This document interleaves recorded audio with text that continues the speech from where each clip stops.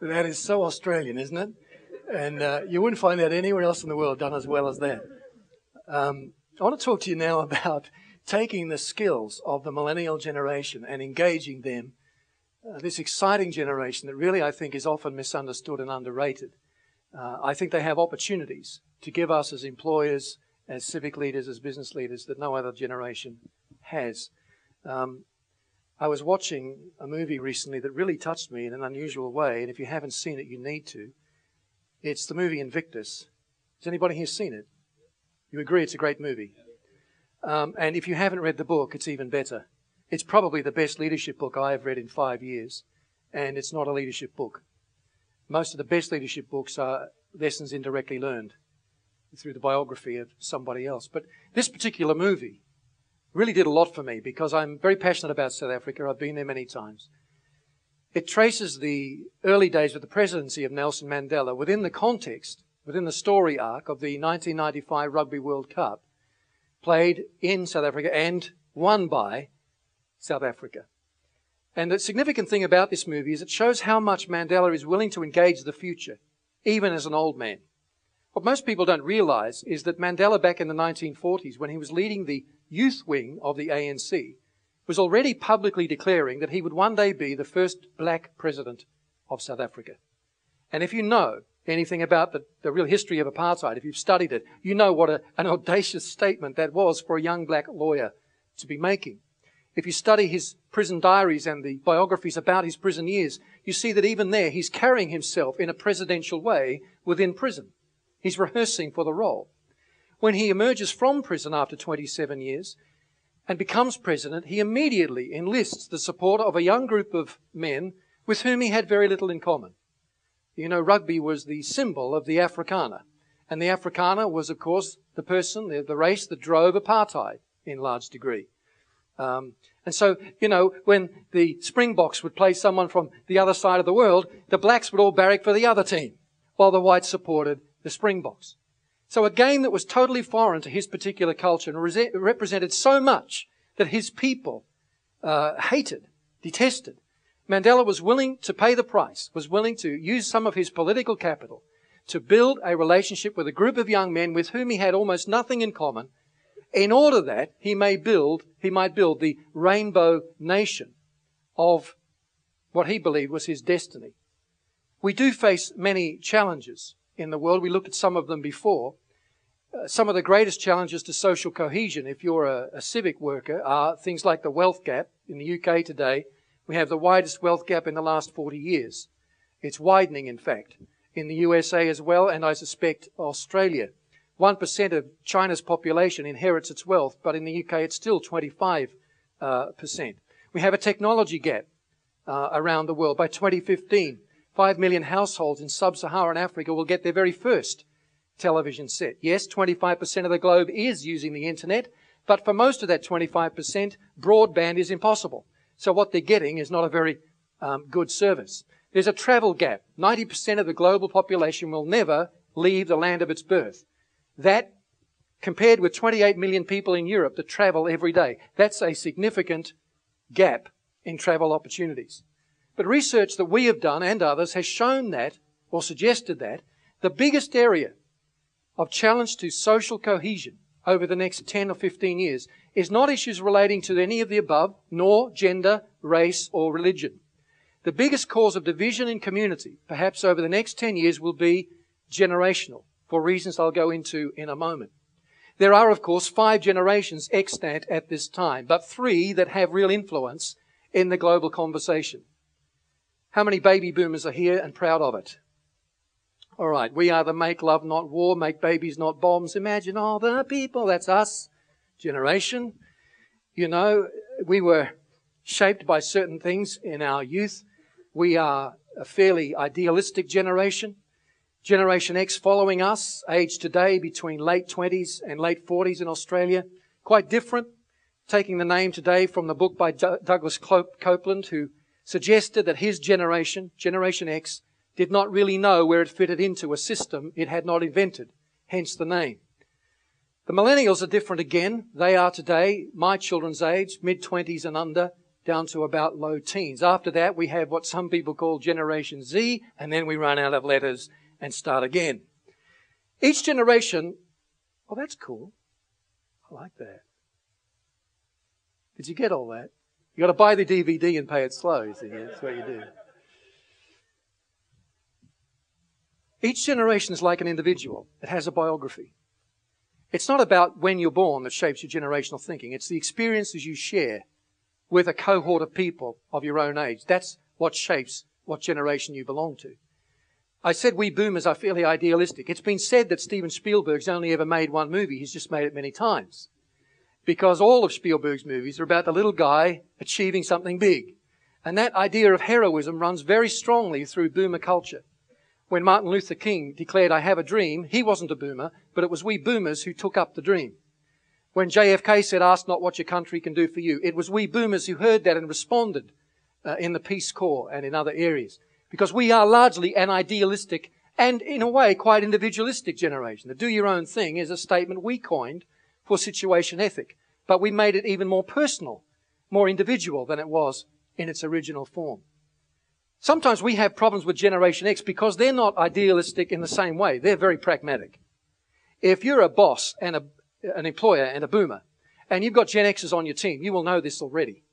Because you will know that while you're telling them the great dream you have, the great vision, where the company's going to go, where the enterprise is going to move, they're looking at you with glazed expressions, as if to say, "Look, I don't really want to hear this. I don't need this. I want to know how we're going to make it happen. I want to talk about the pragmatic reality. Let's cut the rap in the key of C and let's get down to the real grassroots." These people want grassroots activism. That's what they're about. They're also a very communal generation.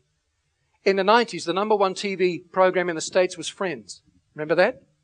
And half of the action happened in a coffee shop. Remember that? Why was it the number one show? Because it was watched by more Gen Xers than any other show. Why? Because that's what they want. Friendship. It's a generation that in many ways came along at a time when boomers, their parents, were dealing with the self-actualization of the 60s and the greed is good of the 80s, and in the process leaving their kids behind.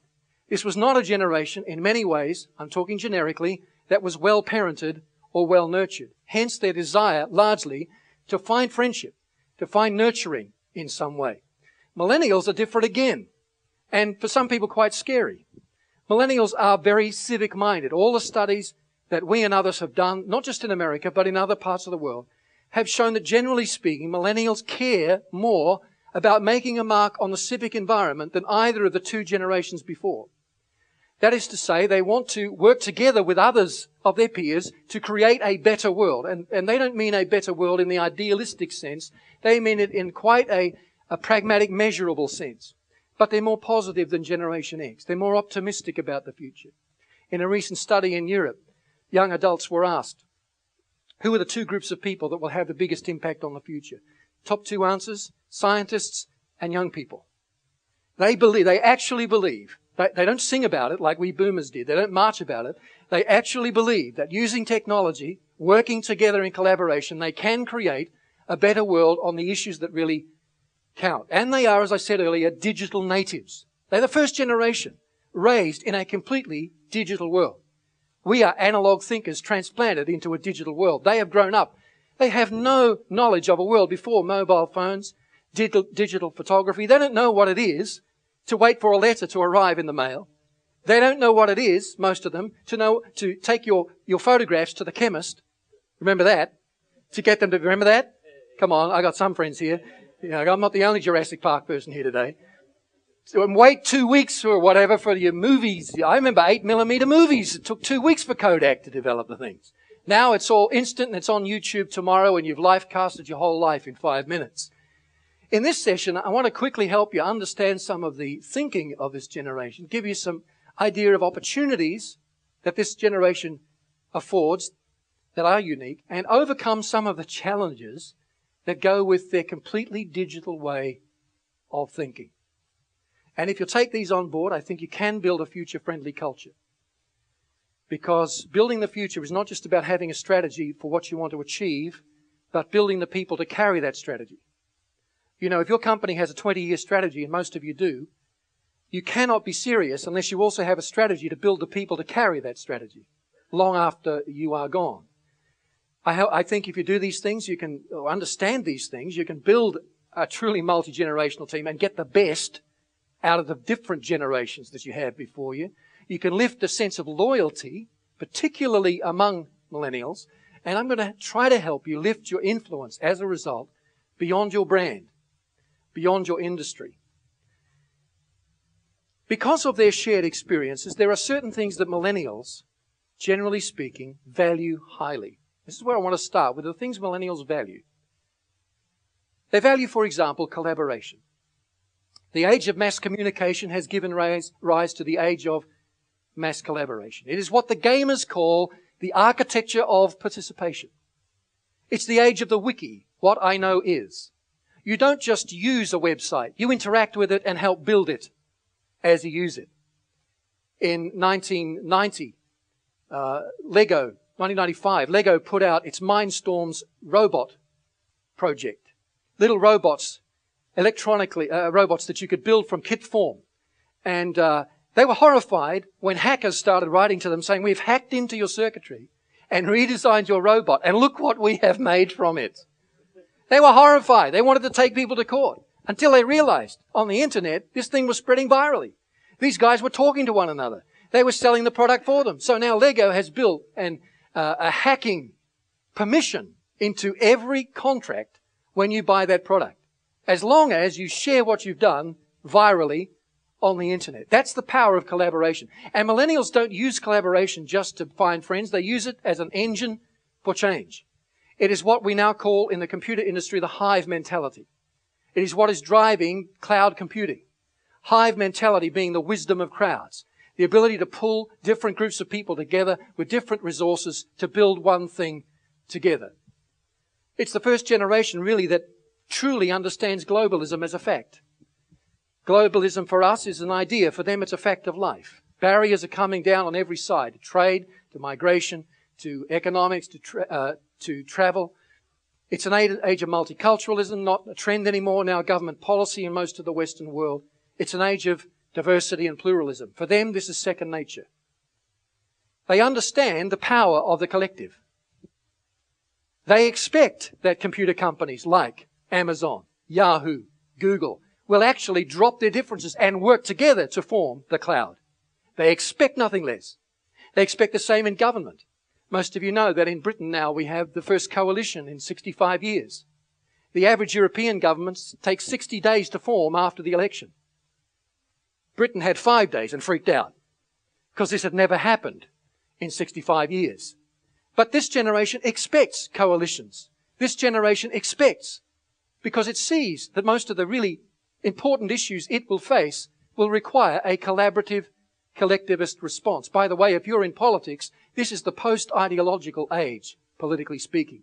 This generation is not interested in ideology any more than it is in institutions. It does not want a proscribed, dogmatic system for thought.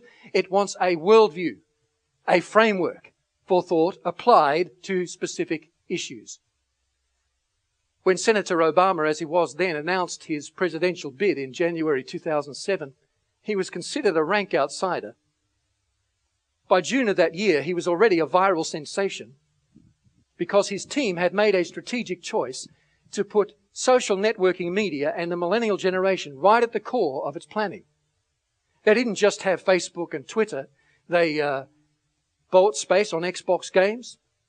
They had phone applications built for them for the iPhone. They had text messaging of a different kind where you'd receive the message and directly forward it on to 5 relatives, which is how he spread the message to the older generations through the millennials. Facebook was a key. He replied to Facebook, or at least his staff did. By the way, Kevin Rudd did that in the last election here. And it's one of the reasons he got a bigger share of the youth vote than John Howard, who refused to respond on Facebook. And of course, he's the first Twitterer-in-chief. Only very reluctantly gave away his BlackBerry for the now infamous BarrackBerry, which is the Secret Service encrypted version of what you hold in your hand. He understood the power of collective think that drives this millennial generation. Now, behind this collaborative value is trust. A trust revolution, I call it.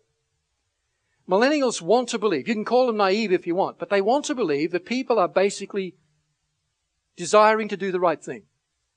And that if they are prepared to show a little transparency and accountability, they should be given the benefit of the doubt. And so on the back of this has come a whole new peer-to-peer approach to things like retailing. How many of you have ever bought anything on eBay? I've bought computers on eBay. I bought phones on eBay. I even bought a car once on eBay.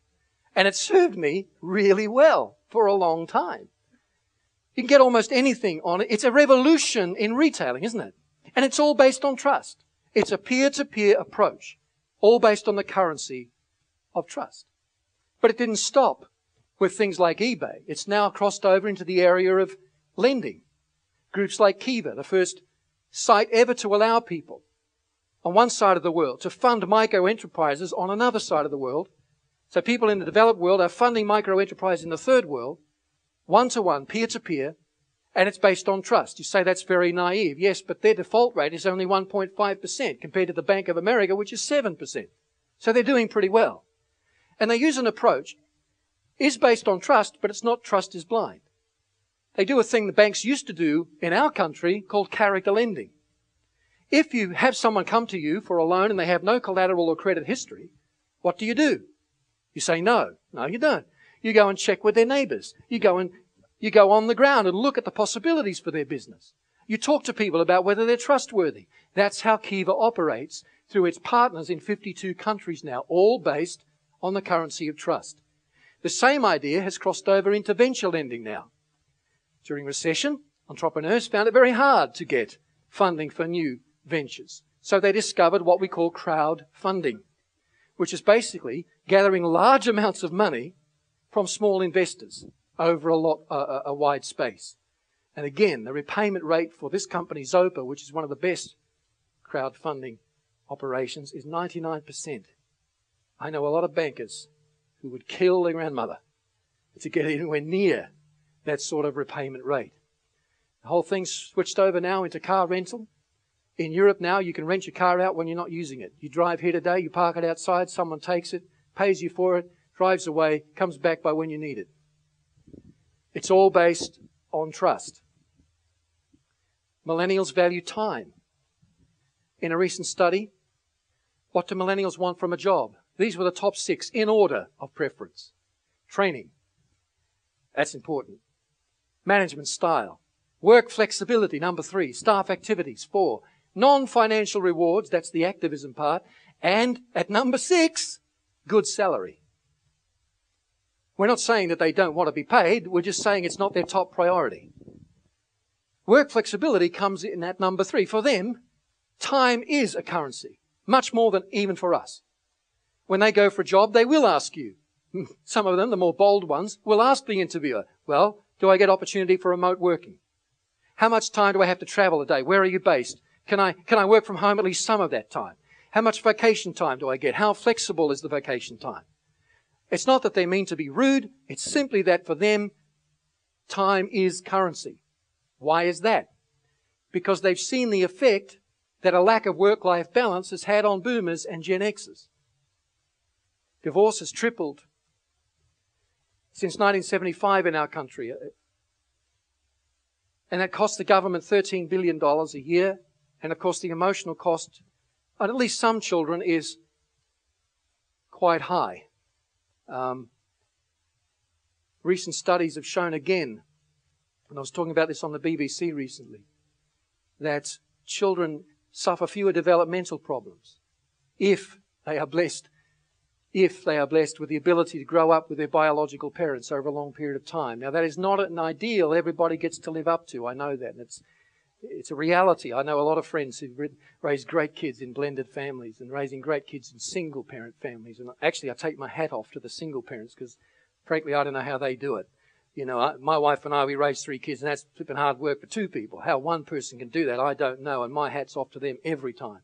But I still think the ideal is worth supporting. I still think we should challenge governments. This is just my personal view, but I think it's important. We should challenge governments to, support the one, among all the other forms they're trying to support the one form that's actually held civilization together for millennia. Promote the ideal. For millennials, that's actually very important. Many millennials now are responding when they're asked what's the top thing you want out of your life. Many of them are saying a relationship that lasts. So I'm not making this up. It just doesn't come out of the air. What's interesting about this, and Malcolm Johnson, I'm grateful to you, Dr. Malcolm, for this. The demographia study, very interesting study in housing affordability globally. If you want to know more about this, talk to the good doctor over here. This is interesting. It measures every year the median income in a city against the median mortgage cost. And it comes up with a list of affordability and unaffordability. According to this survey, Australia has 22 severely unaffordable cities, compared to about 11 in the US and 14 in the UK. It costs something like 3 times as much, comparatively, to live in Sydney as it does in similarly sized cities like Dallas, Fort Worth or Atlanta. If you're a Sydney-sider, it costs you, on the median income, 57% of that income to take a median mortgage. What does that mean in terms of... It means in an age of single occupancy, remember, when more and more people are living alone in the house, it takes 2 people working at least the median level, if you add in all the other costs of life, to pay for the mortgage, which puts tremendous pressure on work-life balance. And the millennials have seen this and responded by aspiring to have a higher value on time. They've also reacted to what we have called market liberalism, or trickle-down economics, as it was known in the States in the 70s. The theory was, that if the people at the top got richer, everybody else would benefit. But of course, it only benefited the top 1%. And millennials are reacting against the affluenza that Oliver James talks about in his book of the same name. He says we have an epidemic of keeping up with the Joneses, consumerism that is driving higher and higher levels of anxiety, confusion and depression. And by the way, he cites Australia as one of the prime examples in his case studies. They also value narrative enrichment.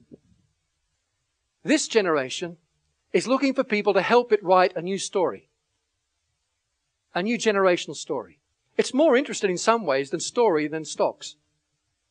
It's more interested in enrichment in terms of its narrative. The story that I tell about myself, my personal CV, my circle of friends and contacts, the experience that I've had. This is more important in many ways to them than things like money, because it's a narrative generation. Everything that comes to it comes in the form of narrative. From song clips to news clips, everything is narrative these days. And they aspire to write a better story, a more civic-minded story. They've seen boomer idealism, in many cases, has led to frustration because it didn't have the pragmatism that was necessary to turn dreams to reality. I'm speaking generically.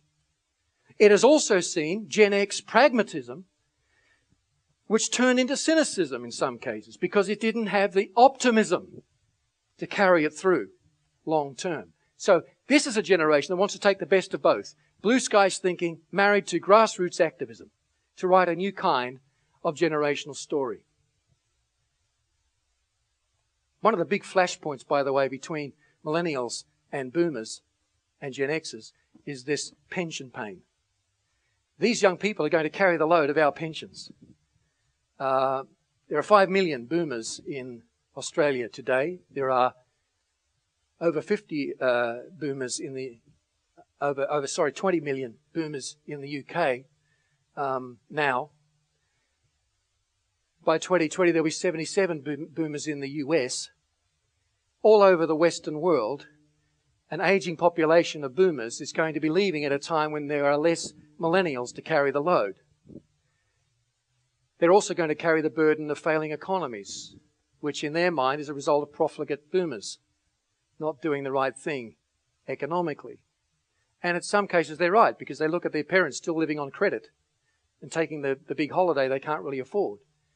Education debt. The highest education debt in Australia today is $377,000 Australian dollars. One person owes $377,000. Obviously not a degree in accounting. But that's an incredible debt. And, my kids are coming out of university in London with something like maybe a £6,000 to £10,000 debt. That's a lot of money for a student who's not guaranteed a job at the other end. So there's resentment with millennials at times that we boomers got a free education and they've got to pay for theirs. And what really bothers them is not the money side. It's that all of this can rob their freedom to write a different kind of generational story. A more altruistic, more civic-minded kind of generational story.